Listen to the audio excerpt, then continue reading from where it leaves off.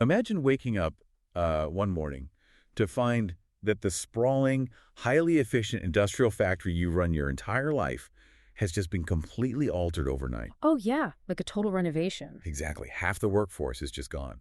The conveyor belts have been completely rewired to bypass entire departments, and those like chemical baths used to break down raw materials, they've been mostly drained. It's a huge shock to the system. It really is, and that is essentially what is happening inside your body after bariatric surgery. Welcome to the deep dive. Whether you're prepping for a procedure or navigating the aftermath, or, maybe you're just intensely curious about human biology, we're exploring a topic today that fundamentally changes how we think about the human machine. Absolutely. Today, we're using a single, incredibly detailed source as our guide for this mission. It's an extensive guide titled, What Nutrients Matter Most After Bariatric Surgery? And we're diving into the complex nutritional reality of life after these procedures. It is such a profound biological shift because society often views these procedures, whether it's a gastric sleeve, a Roux-en-Y bypass, or a duodenal switch, strictly through the lens of weight loss. Right, like it's just about getting smaller. Exactly. People tend to treat the surgery as the grand finale of a health journey, like they cross the finish line. But physiologically speaking, it is the exact opposite. It is day one of an entirely new metabolic reality. Okay, let's unpack this. Going back to that factory analogy, your digestive system is no longer operating under its original factory settings. You have fundamentally altered the plumbing. You really have. And that means you have to completely relearn how to fuel the machine, right? Right. What's fascinating here is the core thesis of what your body is suddenly dealing with. You are facing a dual front challenge. A dual front challenge. What do you mean by that? Well, on one side, you have a sheer volume restriction. The physical space inside the stomach is a fraction of what it was. Okay, so just drastically fewer calories and nutrients are entering the building. Exactly. But the second challenge, and I'd argue the more complex one, is that the food that does make it in isn't being processed the same way anymore. Oh, because of the plumbing changes. Yeah. You have significantly lower stomach acid, you have fewer digestive enzymes, and physically less intestinal surface area available to absorb vitamins and minerals. Which brings us to an incredibly intense logistical puzzle. I mean, if your stomach can suddenly only hold the volume of, say, like a large egg. Yeah, it's tiny. How do you even begin to prioritize what goes in first? You have this tiny space, but your body still demands fuel to heal and function. Well, you have to secure the physical foundation first. Every clinical protocol for bariatric recovery prioritizes one macronutrient above all else, and that is protein. Okay, protein.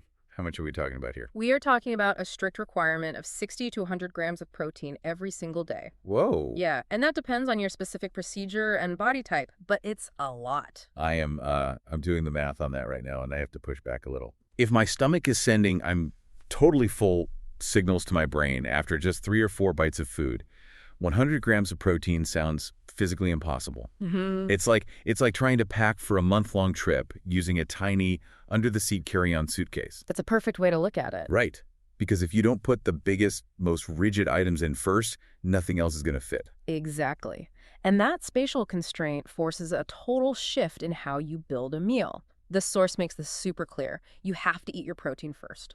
Period. So not starting with a salad. No. Before you take a bite of a vegetable, before you even look at a complex carbohydrate or a side dish, you consume the protein. Because if you fill up on 3 bites of broccoli, you've missed your window. The suitcase is full, and the biological cost of missing that window is really high. How so? Well, your body is actively trying to heal from surgical trauma. It needs amino acids, the building blocks of protein, to refresh those incisions and keep your immune system strong. Wait, so if I'm not eating enough protein, what happens? If you aren't supplying them through your diet, your body doesn't just stop healing. It will actively cannibalize your existing muscle tissue to get what it needs. Wow. Okay, so it's quite literally a matter of biological preservation. Yeah. But even if I eat the chicken breast first, space is still incredibly tight. I mean, 3 bites of dried chicken might fill the pouch entirely. Which is why relying solely on solid foods early on is a losing battle. Transitioning to liquid protein supplements and soft textures is a structural necessity. Okay, so like shakes and stuff. Yeah, things like high-quality protein shakes, Greek yogurt, or tofu. The physical state of the food really matters here. Because it's easier on the new stomach. Exactly. Liquids and soft proteins require far less mechanical churning from the stomach.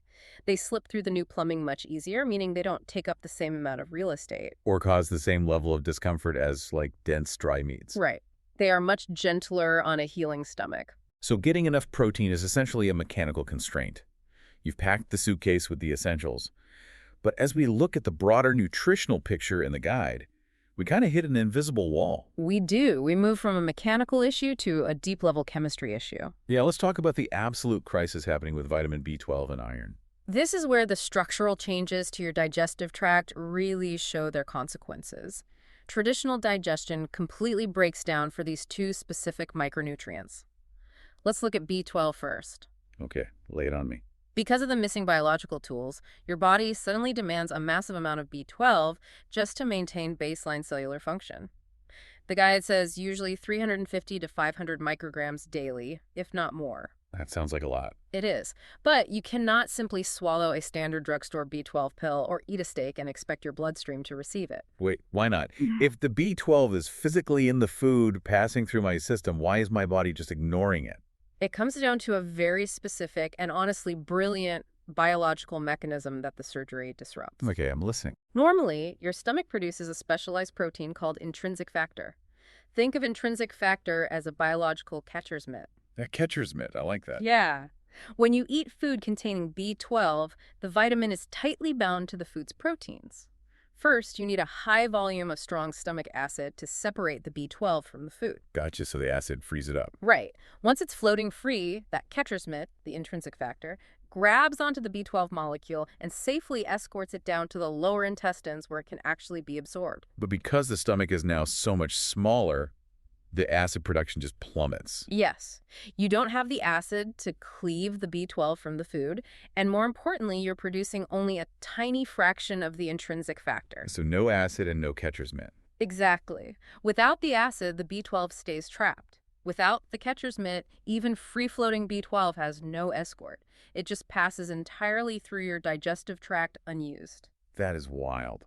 You could be eating all the B12-rich foods in the world and still be starving on a cellular level. It really could be. And B12 is what keeps our nerves and blood cells healthy, which explains the severe symptoms of a deficiency. I mean, we're talking intense fatigue, brain fog, tingling in the extremities, memory issues. Yeah, your cells are literally suffocating for it. So how do we bypass a broken system? You bypass traditional digestion entirely. You have to utilize sublingual tablets. Oh, the ones that melt under your tongue. Right. They dissolve directly under your tongue, absorbing straight into the mucous membranes and right into the bloodstream. Okay, that makes sense. Are there other options? Yeah, alternatively, you can use liquid drops, nasal sprays, or monthly intramuscular injections from a doctor. You basically have to find a back door into the bloodstream that completely ignores the stomach. Okay, so sublinguals provide the back door for B12. But what about iron? Iron is notoriously difficult to absorb, even with a fully intact digestive system. Oh, absolutely. And an iron deficiency is incredibly common, particularly for menstruating women who are naturally losing iron every month. The guide states they generally need 45 to 60 milligrams daily to stave off anemia. Right, and anemia causes that profound weakness, shortness of breath, and hair loss. So what's the deal with iron post-surgery? Iron presents a different kind of chemistry puzzle. The primary site where the human body absorbs iron is the duodenum. Which is where exactly? It's the very first section of the small intestine right after the stomach. But in many bariatric surgeries, particularly the Roux-en-Y gastric bypass, the duodenum is completely bypassed. So the food never even touches it. Right, food never even touches it.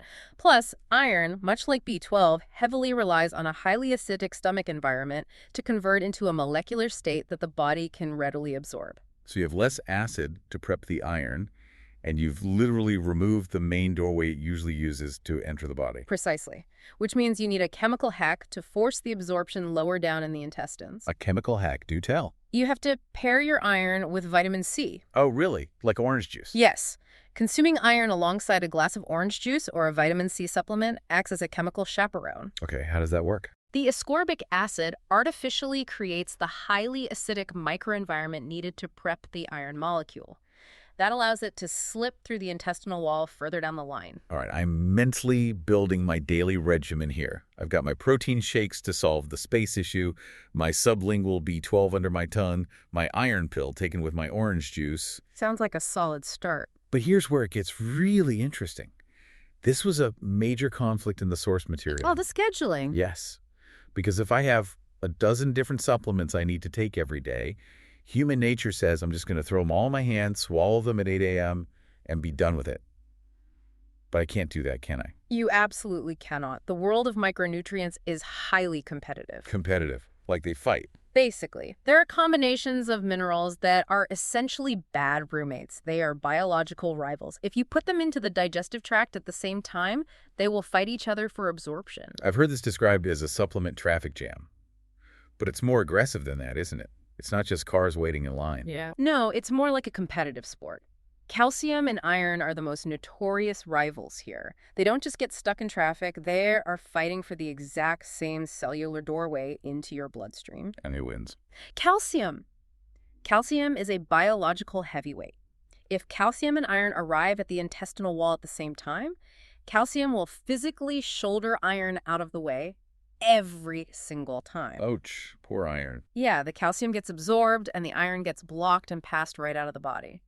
You could be taking high doses of iron every day, but if you wash it down with a glass of milk or take it alongside your calcium pill, You'll still be anemic. exactly, you will remain severely anemic. They must be scheduled at least 2 hours apart. Which introduces an incredible level of complexity to your daily schedule.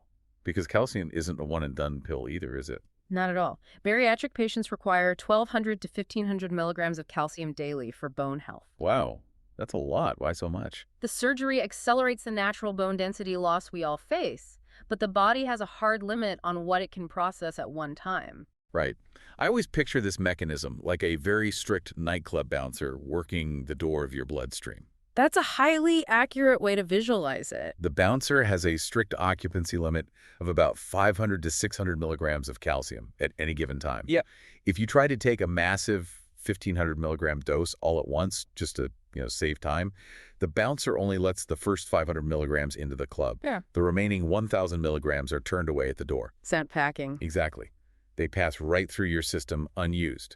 So to get to that 1,500 milligram goal, you are forced to split your calcium into 2 or 3 separate doses throughout the day. And you also have to make sure you're sending the correct form of calcium to the club. Right, because not all calcium is the same. Not at all. Most generic, over-the-counter drugstore multivitamins or antacids use a cheap form called calcium carbonate. Which is bad. While the chemical bonds in calcium carbonate are very strong, they require a violently acidic stomach environment to break apart into usable calcium ions. Which post-surgery you simply do not have. Exactly. So a calcium carbonate pill essentially sits in your new stomach like a rock, completely useless. So what's the alternative? You have to specifically seek out calcium citrate. Citrate is essentially pre-acidified. It doesn't rely on the stomach's acid bath to break down, so your body can absorb it even with the altered plumbing. Oh, that makes total sense. If we connect this to the bigger picture, this mechanism is precisely why standard drugstore vitamins fail bariatric patients. Because they're built for a different factory. Right. Standard vitamins assume you have an old, slow-moving, highly acidic digestive factory. You don't. You have a modified factory that requires specialized bioavailable materials. And we can't talk about calcium without bringing up its mandatory partner, vitamin D3. The guide says you generally need at least 3,000 IU daily. Yes, D3 is crucial. You could take perfect 500 milligram doses of calcium citrate all day long, but without vitamin D, it's basically useless. Vitamin D acts as the VIP pass that allows the calcium to actually enter the bone tissue and get to work. And because vitamin D is a fat-soluble vitamin, and bariatric surgery inherently changes how your body digests and absorbs dietary fats, a vitamin D deficiency is incredibly common. So it's a cascading effect. It really is.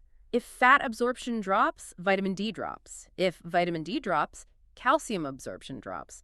And eventually, bone density plummets. Now, things like bone density loss or severe anemia, those are terrifying prospects. Yeah. But generally, the body has some reserves it can tap into, right? It takes months or years for those deficiencies to fully manifest into osteoporosis or chronic anemia. Mostly, yes. It's a slow burn. But the guide warns of a category of deficiencies that do not take years. Yeah. I have to admit, when I first read this part, I was genuinely skeptical. Oh, the fast-acting ones. Yeah. I have a hard time believing that missing a vitamin can cause a medical emergency in a matter of weeks. Yeah. How does a lack of B vitamins cause an overnight crisis? It happens because certain vitamins aren't just for long-term building. They are required for second-by-second cellular operation. We are talking about the fast-acting dangers of the B vitamin family. Specifically thiamine and folate, right? Right. Thiamine, which is vitamin B1, and folate, which is vitamin B9. Let's talk about thiamine. What is the actual mechanism failing here? Thiamine is essentially the spark plug that allows your cells, particularly your brain and nerve cells, to burn glucose for energy. Okay, so without the spark plug, no power. Exactly. If a patient is experiencing severe nausea, vomiting, or an inability to keep food down in those early weeks right after surgery, their thiamine levels can deplete in a matter of days. Just days. Because the body doesn't store very much of it to begin with. Correct. And without that spark plug, the brain cells literally cannot process energy. The parts of your brain controlling balance, coordination, and memory begin to power down to conserve what little energy they have left. That is terrifying. It is. This leads to a condition called Wernicke's encephalopathy. And this isn't just feeling a little sluggish. Patients experience profound confusion, an inability to walk straight, rapid involuntary eye movements, and numbness in the hands and feet. The brain is starving. Yes, this is a strict medical emergency. If you experience these symptoms early post-op, you do not wait for a scheduled checkup. You go to the hospital immediately.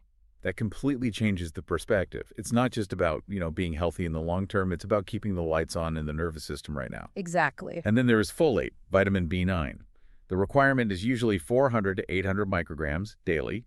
Its primary job is cellular replication, right? Yeah. Like making new DNA and new cells. Which is an incredibly energy-intensive process. And for women of childbearing age, folate is the non-negotiable nutrient that prevents severe neural tube birth defects in a developing fetus. Ah, I see where this is going. Yeah, the intense demand folate places on the body is why surgeons implement a very specific timeline constraint. They strongly recommend waiting 12 to 18 months after bariatric surgery before attempting to get pregnant. Biologically, that makes perfect sense. I mean, you need a year just to stabilize your own factory, to ensure you are consistently absorbing folate and iron and calcium for yourself before you demand that same compromised factory build an entirely new human being from scratch. Exactly. The physiological math just doesn't work until the host body is fully stabilized. So, if the stakes are this incredibly high brain function, bone density, cellular creation, and we know that regular pressed pills from the pharmacy aren't breaking down properly because transit time is too fast and stomach acid is too low, how are we supposed to reliably get this fuel into the system? The most effective mechanical solution to this problem, and the one the guide really emphasizes, is utilizing liquid delivery systems. Liquids, got it. Yeah, bariatric-specific liquid multivitamins like Bardi Liquid Force. They are engineered specifically for this altered anatomy. Now, I know if you are listening to this and you just had this surgery, you are probably so sick to death of liquids and protein shakes that you want to scream. Oh, for sure. Drink fatigue is real. Yeah. The idea of taking another liquid might make you groan. But biologically, why is a liquid vitamin a non-negotiable shortcut? Well, think about the physics of a solid pill. When you swallow a hard capsule or a densely pressed tablet, it requires 3 things to break down. Which are? Time, mechanical churning from the muscular walls of the stomach, and a bath of highly corrosive acid to dissolve the binders. And bariatric surgery removes all of that. Right. It removes the time, drastically reduces the churning space, and drains the acid bath. A liquid multivitamin completely bypasses that entire breakdown phase.